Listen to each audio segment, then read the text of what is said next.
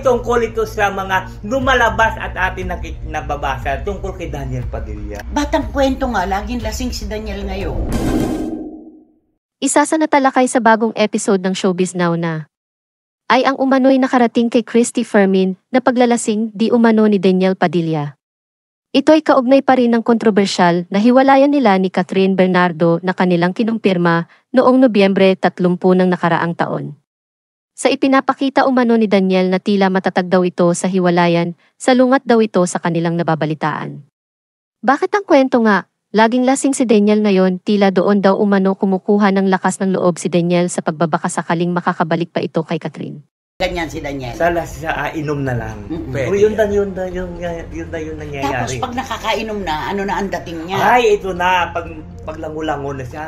Kuminsan nga, sinasabi nila na pag nakainom na daw siya at medyo groggy na, parang lumalakas ang loob niya. Yumayabang. Oo, yumayabang siya. Tapos parang gusto niya nga, kinakausap niya yung mga kainuman niya na gusto niya makibakbalikan kay Catherine. Nanginayang siya. Oo. Na bakit daw ginawa niya yun. Dapat daw hindi niya ginawa para na kasi ibang-iba daw si Catherine, mapagmahal.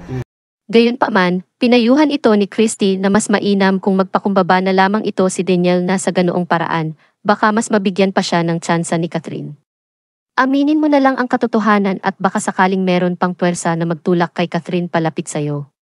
Kung nakainom na siya, kinakausap yung mga kaibigan niya. Bakit hindi siya kasi yung sarili niya? Bakit ano pa siya sa mga kaibigan niya? Parang humingi ng tulong. Sigurado, hindi naman siya kasi patutuloyin. Siguro, or patuloyin man, wala ring positibong resulta. Matatang. Oo, na parang gusto niyang magbida-bida sa kasamahan niya na sa kabila ng issue na lumalabas, dapat nandun siya sana. Pinakamahirap kasing burahin sa isang nagkahiwalay na relasyon, yung third party.